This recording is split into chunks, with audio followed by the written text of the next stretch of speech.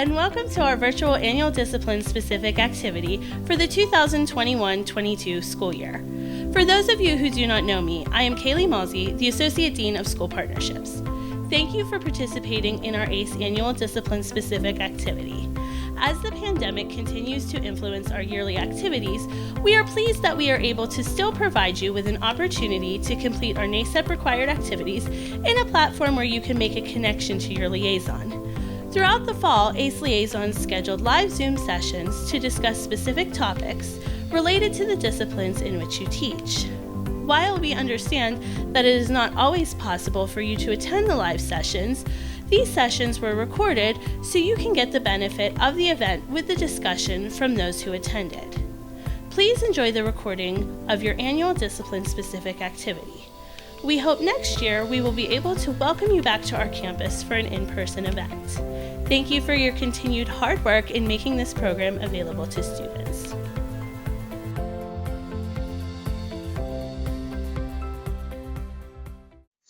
Hi there.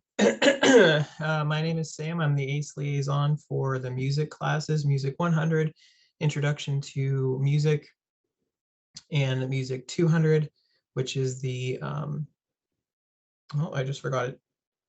The history of popular music.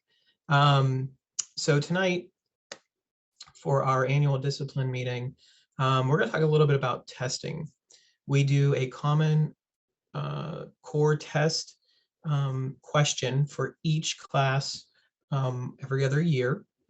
And so for the last couple years, I believe, the question has been one essay type question about Beethoven.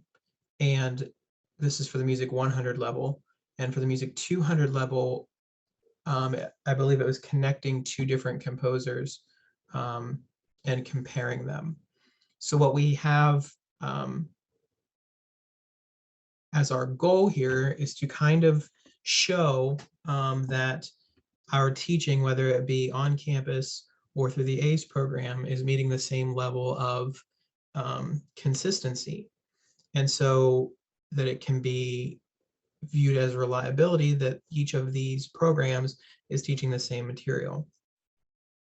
And so we implement those every other year, depending on the class. And your job there is to present that question to your students, have them write an essay on it, grade it on a rubric, and provide examples of an A paper, a B paper, a C paper, a D paper, and a failing paper, if you have that available. And you present that to me via email or to Kaylee Malsey via email. But I will collect them all and then submit them to the humanities department. So that's kind of where we go as far as testing the entire core. But you're doing testing all the time in your class, and kids hate tests. Teachers may hate tests as far as creating them, as far as taking time that you could be doing other things, fun things, educational things, and now we're sitting down and making them, fret over a test and figuring out what's on it and are they going to fail, and kids are so focused on numbers and, well, how many questions is going to be on the test, or that infamous, do we need to know this, is this on the test question. So we're going to look at testing from different aspects here, and we're going to talk about how we can write good test questions. So there's different testing methods, and I don't want to certainly teach you anything that you already know, but it's kind of a good refresher to kind of go back and think about some of these things. There are different testing methods. There's standardized tests, which are compared to norms across a certain population. When we talk about tests, there are practical tests, tests that you do with movements or skills. We don't really deal with that a lot in the music classes. But as far as our testing methods, we rely on obviously paper and pencil, or Scantron, or ZipGrade, or doing things online. By the way, if you haven't checked out ZipGrade, pretty cool. It's an app on your phone. It's free for up to a certain number of tests. And all you do is make a multiple choice test, and you print from their website an answer sheet of, questions 1 through 50, A, B, C, D. And they fill it in with a number 2 pencil. And to check their test, all you have to do is have them turn it in and then scan it with your phone, and it checks it instantly. And then you can keep records, you can keep scores, you can look at trends over time, you can see how questions are performing, all of that fun stuff. But it's a really cool app, and it's free up to a certain amount. I think it's 100 tests a year, so it's free. Anyway, so how we generally test in these music classes are with multiple choice questions, maybe some true or false questions, essays, matching, things like that. But we have to really look at what we are trying to test. What are we trying to gauge? Are we trying to gauge general knowledge, a deep understanding of how issues are connected, problem solving? Are we looking at analytical questions? Or do we have a good mix of these with our tests? And so that comes down to what specifically you want from a test. Are you comparing your test scores between students? Are you comparing test scores to other classes? Is, my Music 100 class at 8 a.m. performing at the same level as my music class at 10 a.m.?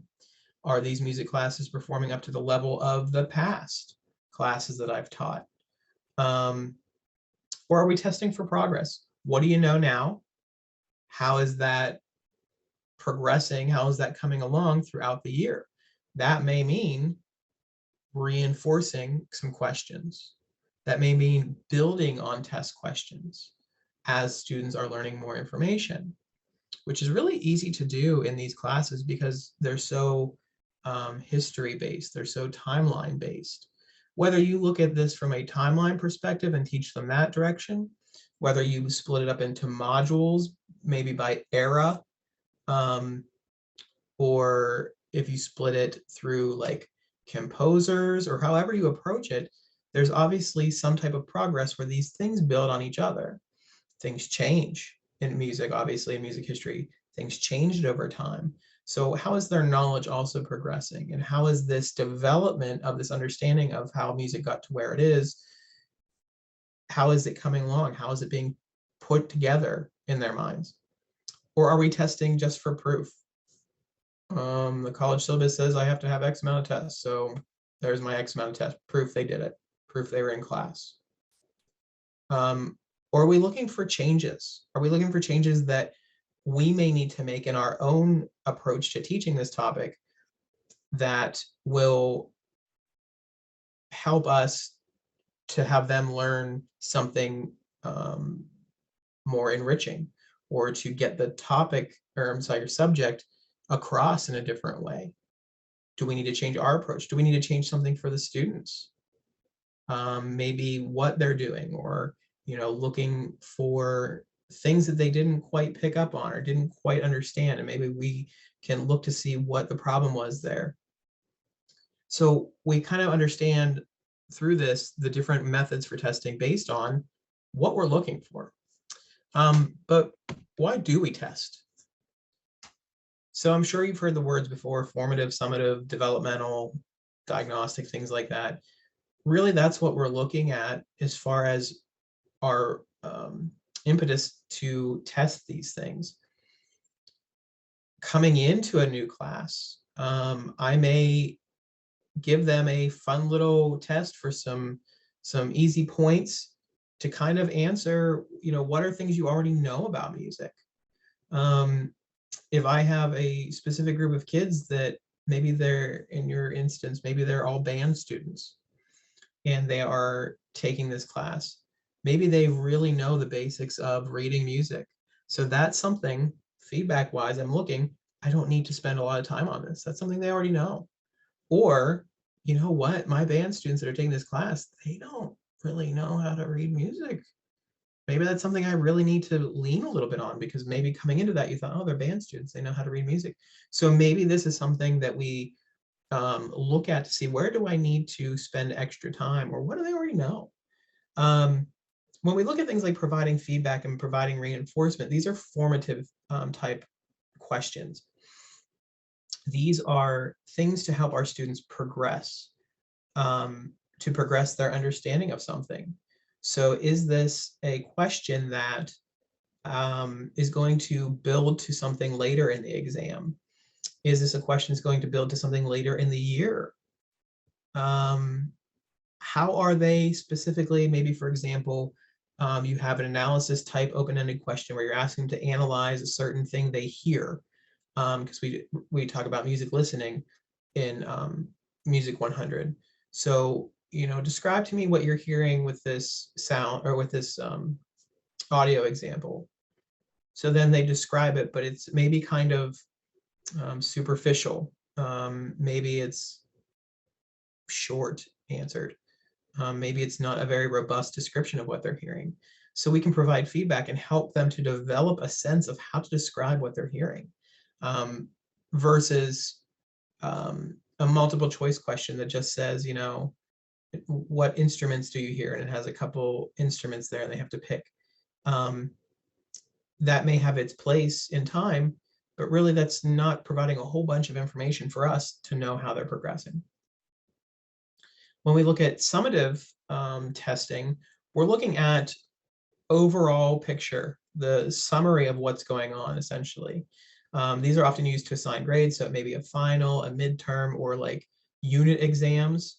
But really, is the summative exam something you want to put in the middle of their progress? Certainly not. This is something that we need to look at near the end of our time. Even if it's the end of a unit, remember the units are building to a greater picture. They're building to a greater thing. Each chapter kind of builds through a timeline if you take the chronologic method through this book. So looking more holistically at your summative exams, maybe we put that in a final.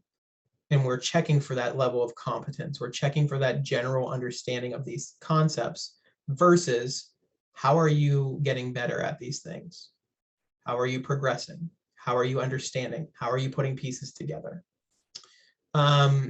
We may also use it to identify needs, looking at how a group is going. We may sit back and kind of go, okay, we really struggled through these concepts.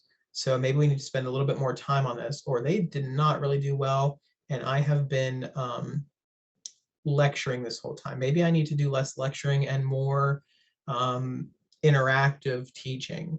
Maybe I need to do less lecture and do some group work with them where they rely on each other for information. And then comparing abilities. Maybe you're looking at one class versus another. Maybe you want to have a little game out of it to kind of see what student can do the best on the exam or the pop quiz to kind of make it fun and engaging for them. Also helps to boost motivation. We're going to talk about something called backwash for a minute. And backwash is really how testing changes our teaching and our learning. Well, not our learning, the student learning. When we talk about backwash, we talk about negative and positive backwash. With negative backwash, and we see this a lot, students tend to ignore what's not going to be on the exam. And that's where we get to the whole, is this going to be on the test? What's a general answer to that we say? Oh, well, anything's open, anything's fair game. Or we might say, yes, this is definitely on the test. No, this is not on the test, or it's all on the test. We may even say, don't worry about that.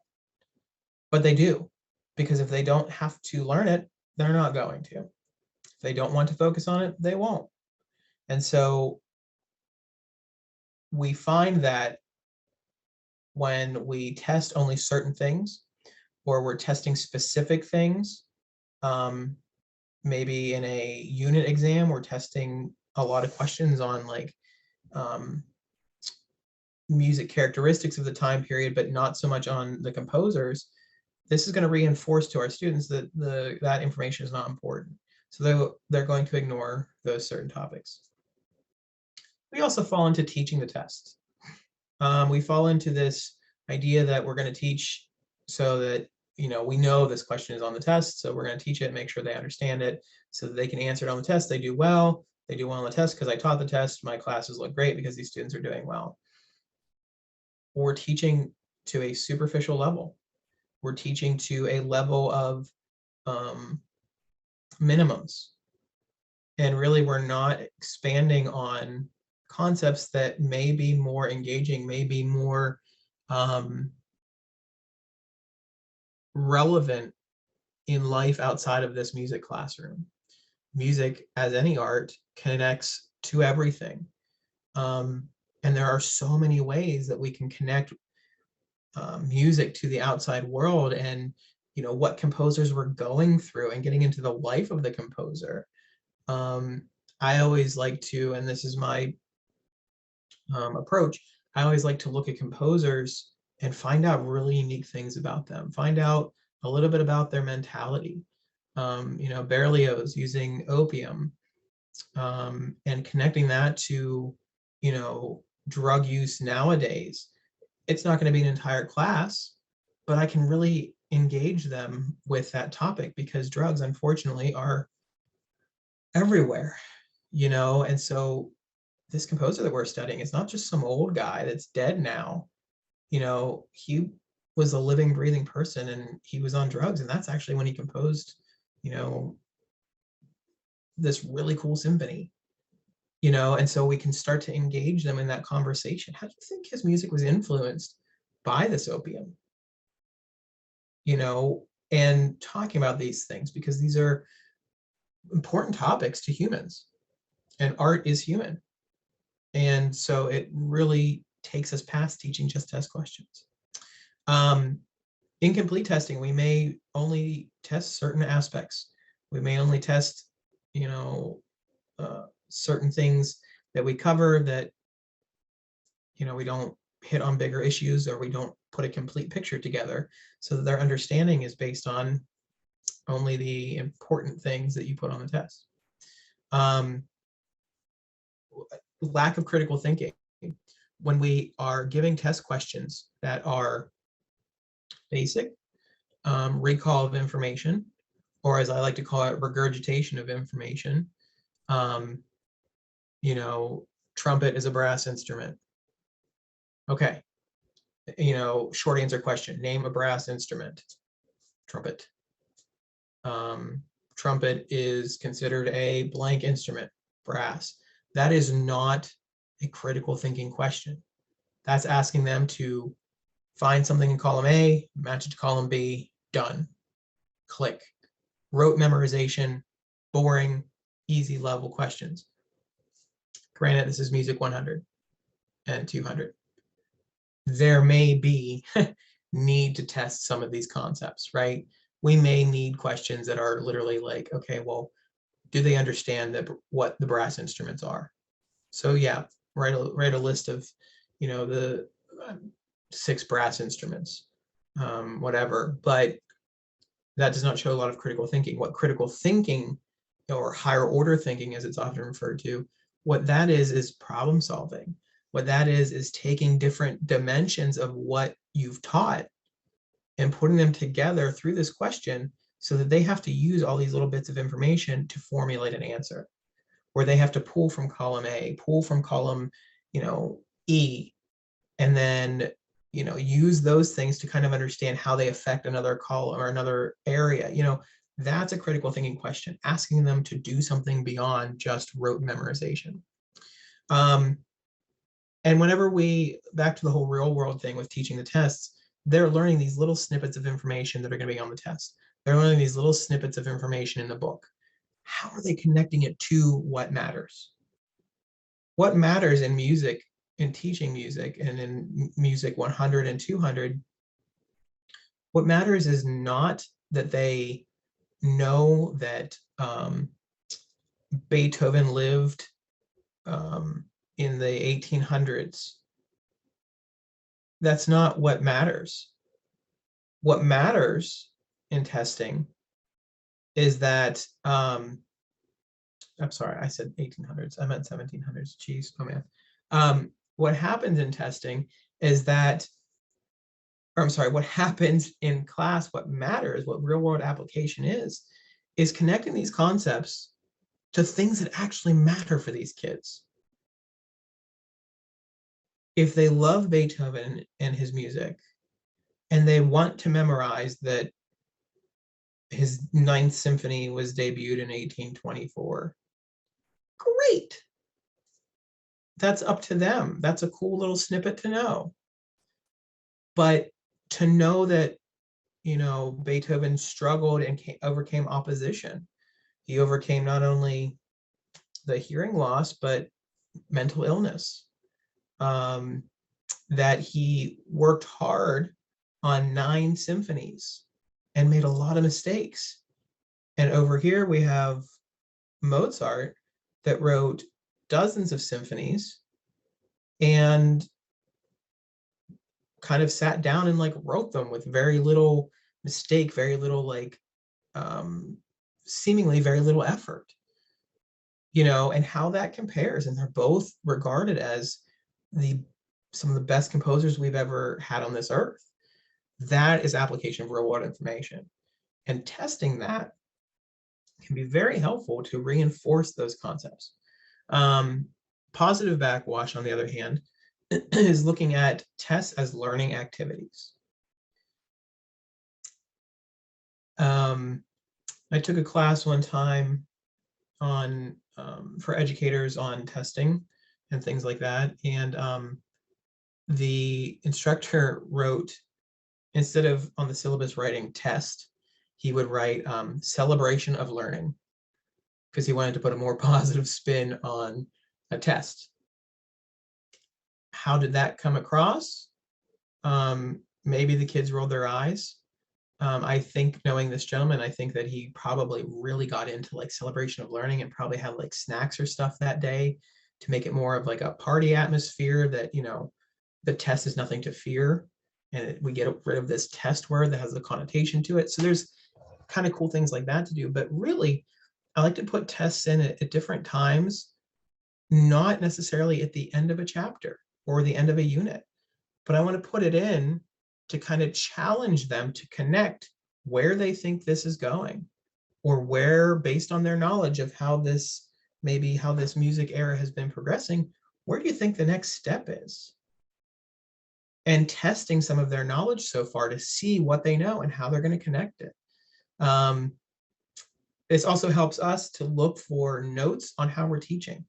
Wow, they really did not get this concept. Or holy crap, the listening questions were just, no one did well on them.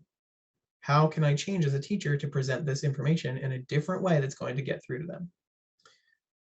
We have to remember that tests often do motivate students to do better and work harder. They want to do well on tests. A, for their grade. B, some students, especially those we see in music, want to please the instructor. They want to show that, yeah, we did this. I know this. Look at me. I did this. In the community college setting, I do have students that don't want to be there. They have to take an art credit, so they're in music and they don't really give two craps about it, but they also don't want to fail.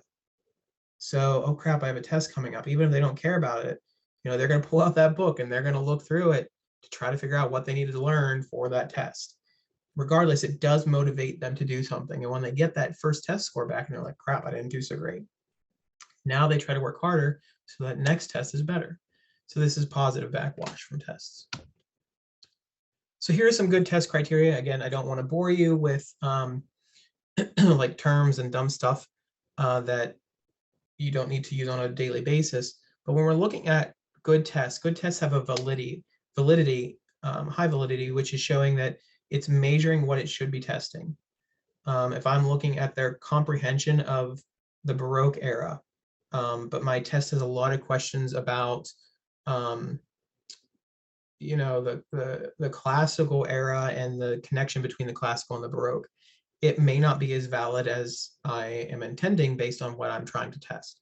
Reliability is measuring that what is being asked is consistent across the board to measure what I needed it to measure. So reliability and validity go very well together. you cannot have validity without reliability. You can have reliability without validity, but it doesn't work the other way around. Practicality, these are often more, like we talked about, tangible, hands-on things, but is this test itself practical for the students to take? Even if it's a written test, is it practical for them to take a multiple choice, or better yet, a true and false test on a deeper concept? Or is it more practical for them to take a test with more open-ended questions to get these bigger concepts? Is it practical to give 10 essay questions on a test versus 2 essay questions and 10 multiple choice?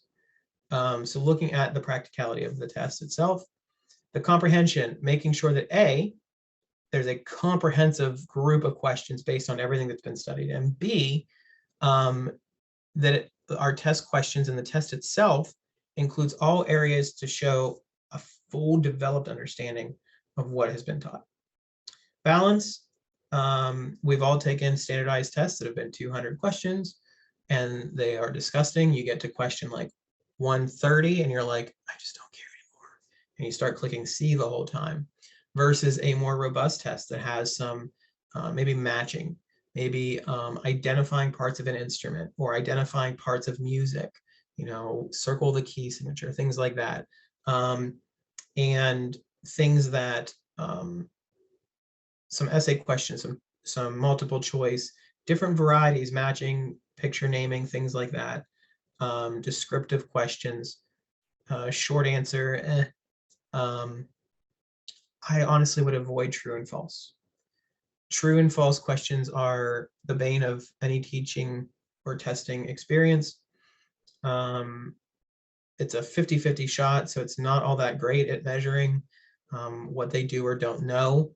A lot of students have issues reading them, and they read them too fast. They don't read them carefully enough. So are we accurately measuring what we need to? Is that reliability greatly consistent? Probably not. I just avoid true and false questions all the time. And objectivity, putting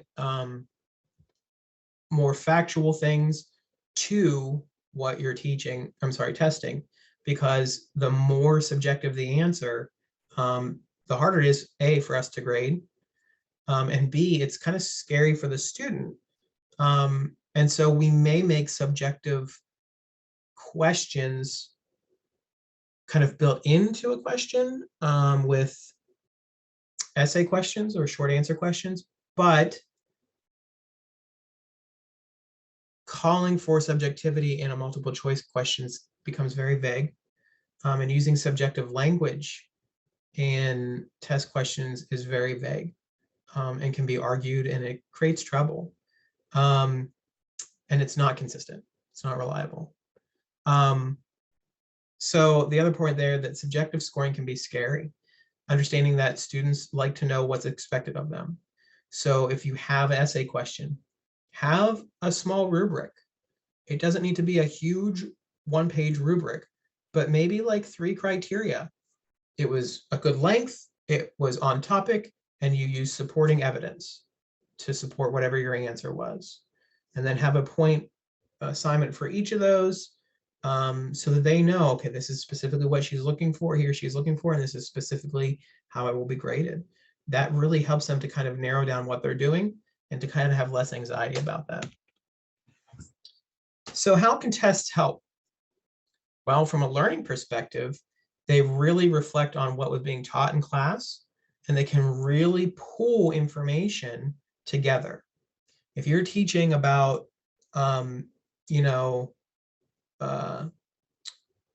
blades and gasoline and a piece of string and wheels and a piece of metal and a motor, all of these things add up to a lawnmower. But if you're teaching about them and you're trying to make sure that the students understand each of these parts, it's sometimes hard to put them all together. And so using tests as a learning tool help them to make those connections. That's where the problem solving comes in. That's where the reflection and how did this affect this? Those questions are fantastic because they really connect all those pieces together. It helps give us feedback on the learning process and helps students kind of understand, okay, well, I didn't do well in this test. You know what? I didn't really study how these, how this went with this. So maybe I need to do that next time, or I need to take better notes. Things like that. They identify learning gaps with the student and from the teaching perspective. They challenge knowledge that students already have and concepts and ideas by really expanding on those things, asking them to problem solve outside of a normal knowledge or range of knowledge for them, asking them to add a little bit of life knowledge into a question. Problem solving, obviously, we talked about that as well, and teamwork. Team tests. Interesting concept. You guys are going to take this test. It's a difficult test, but guess what? You are allowed to use your group. You're allowed to use your group as a resource.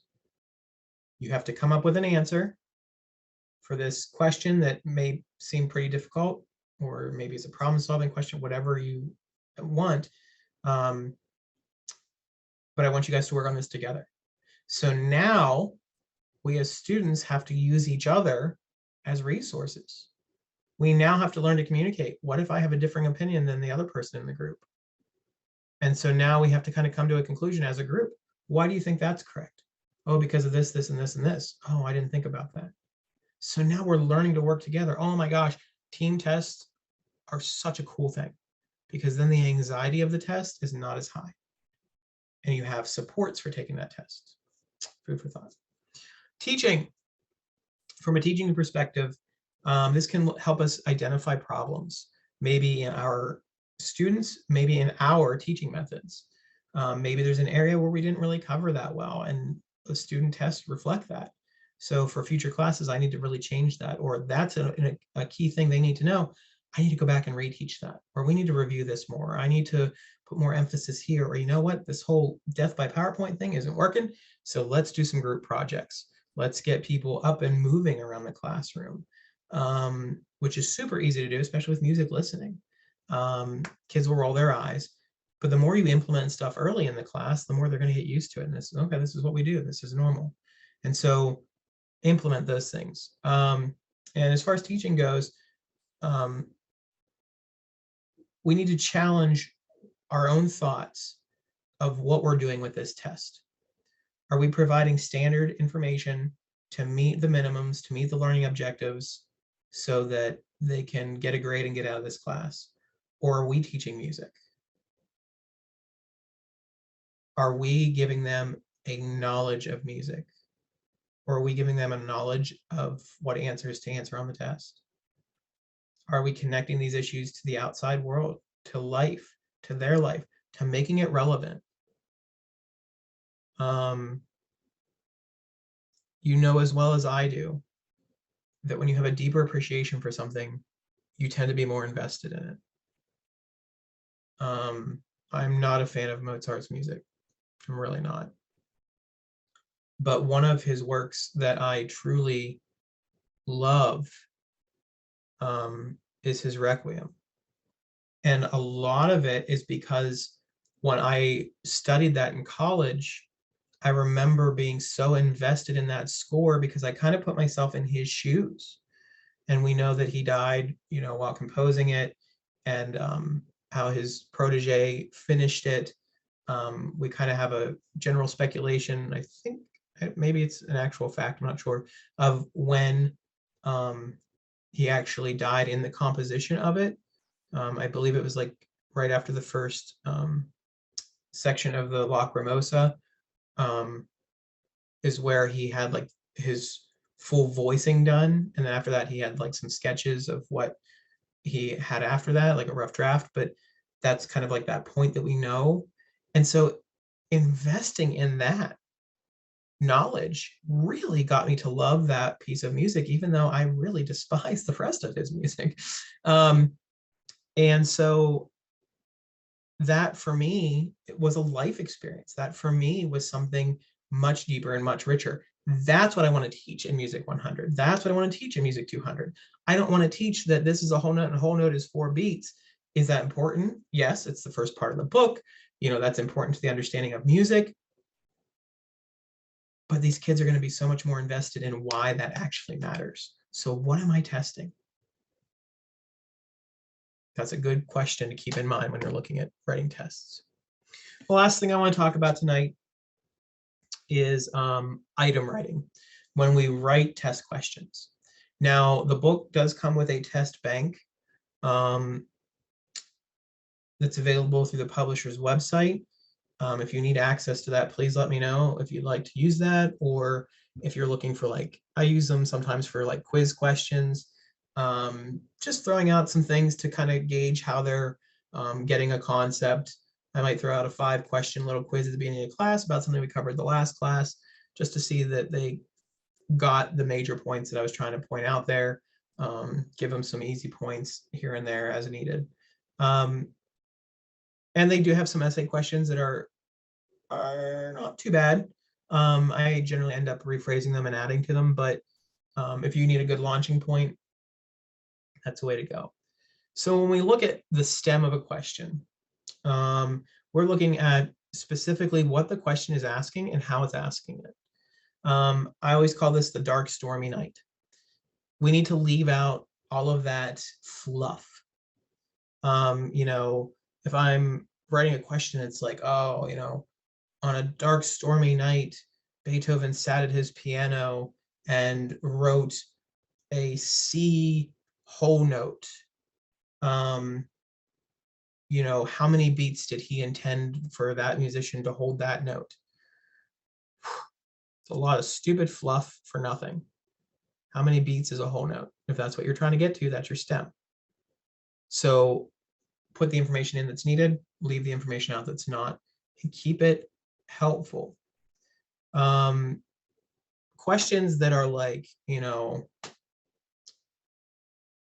all of the following are blank with the exception of, or all of the following are blank except, and you always put it in capital letters and bold it, and then you list 4 answers, 3 are the right and 1 is the wrong, and they have to pick the wrong answer. Those questions are, again, not challenging critical thinking. Those questions are challenging rote memorization. If we want to write an effective test question, we have to write something that is going to get at deeper than what we're looking at. When you write the alternatives, you write your answer, and then when you look at the alternatives, make them plausible. Make them to the point that the student has to, and this is kind of where some of that critical thinking comes back in, the student has to know maybe the difference between 2 terms that aren't specifically, the question is what's the difference between these 2 terms, but how those terms are used in the answers affects which one's right and which one's wrong. They're both plausible depending on that term and how you understand that term. If you don't know that term, you're going to really struggle with this because it involves that critical thinking of taking something else you learned and connecting it with the question that you're asking. So the effective alternatives are going to be plausible. They are going to be, you're not going to write things like, what's a 4-stringed instrument that is often played with the musician sitting, holding the instrument between his or her legs. Obviously, you're leaning toward a cello with that answer. So if you write violin, cello, trombone, and bubblegum, it seems weird. I've seen tests like this. We really need to get away from that. Give them alternatives. Have them think. That's the point. Have them think. Have them connect. Have them make an association. Learning. So put your alternatives as plausible answers. Number 1. Number 2, make sure that your plausible answers are all about the same length. Students do learn early on in life that the right answer on a multiple choice question is often the longest answer. And this really distracts students from teaching and learning, or from learning and testing, I'm sorry, because they're just looking for the longest answer. They get in that habit. Well, this seems right because it explains. So try to make each alternative the same length so that they really have to, it's not leading them any one direction. Avoid tests with, or avoid alternatives with all of the above or none of the above. It has been proven with many, many, many studies that I think it was something like 92 or 93% on average was the amount of questions that had all of the above as an option, where all of the above was the correct answer. Again, rote memorization. Me as a test taker, any of the certification tests I've ever taken, any of the praxis I've taken, any of the reputable tests I've taken do not have all of the above questions because they're not good at testing knowledge. And so when I see one, maybe I'm taking like a, I don't know, a test online or something that's not really reputable, and I see all of the above, first thing I circle. I don't even read the question because I have a 92% chance that I'm going to get that question right based on that one answer. So think about these things. That's not really challenging their knowledge. And when we look at higher order thinking, again, not to overstress this, but we're looking at giving them a problem, creating a problem, a question with a problem, and having them solve it using multiple pieces of what they learned. It doesn't necessarily have to be a problem as in fix this, but a problem as in how you phrase the question. So looking down at the next point, essays and short answer questions start with how or what something else, like what effect or what influence or, you know, whatever, and then why questions that ask the student something more than just what year did this happen? What influence did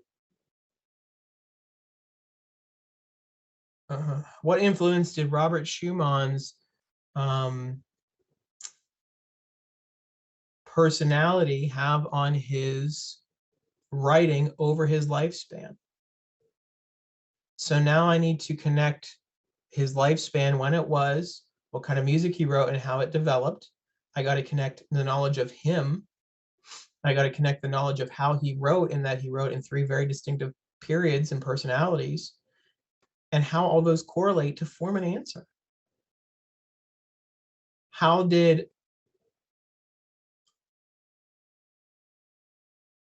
Mozart's music and composition style influence the writing of Beethoven? Again, many aspects. What characteristics changed, progressed, and developed in Beethoven's writing as noted through his symphonies? We're looking at a deeper multi-level question that connects many aspects together. I need to know the time frame of his music. You know, coming out of the classical into the romantic, he's that transition composer. I need to know that. I need to know that he had distinctive periods in which he wrote. I need to know that he wrote 9 symphonies and what was different about each and how they expanded. I need to know essentially what influenced his initial writing and what his writing then influenced after, because that's all relevant to that answer. We often get to the, you know, describe the difference between this and this. Okay, again, back to rote. Describe the difference between a woodwind instrument and a brass instrument. Back to rote information. This versus this. Or we may say something like, we use why, but we use it incorrectly, and that will say like, you know,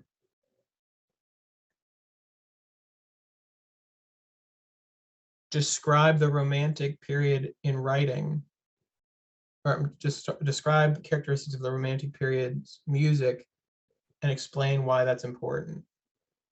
Or why is that important? Explain why. Okay, so part of that is good rote memorization to help kind of identify the characteristics of that writing, or expanding upon it a little bit to kind of connect why that's important. But this is a highly subjective question. What are you looking for? What are you looking for? Are you looking for that it was important because it influenced others to keep heading toward an emotional aspect in their music and to experiment more with tonality? Or are we looking for it was important because in the Romantic period, a lot of people were able to perform this music in their home, as far as like lieder and piano works, and so that it helped kind of influence music to become more accessible to people in their homes? Is that what we're looking for? So be specific when you're using the why for what you're actually asking. Otherwise, it's going to be tough to grade. But again, the rubric will also help to end that confusion. So that was the end of that. Again, my name is Sam. My email address is sfuge, S-F-U-G-E, at pennhighlands.edu. If you have any questions, comments, or concerns, please feel free to reach out.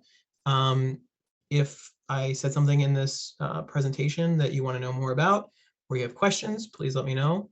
And if I said something in this presentation that you don't agree with, or I made an error, please, please, please let me know so that I can A, correct it, and B, if it's something that you disagree with, please help me to understand. I am certainly not perfect. I'm not a perfect teacher. I don't write perfect test questions, but I am a work in progress, as we all are. And so any chance I can get to learn and improve on what I'm doing to help my students or to help you guys is what I want. So I hope that you enjoyed this presentation, and I look forward to talking to you next, or site visits, or whatever comes up, and happy teaching.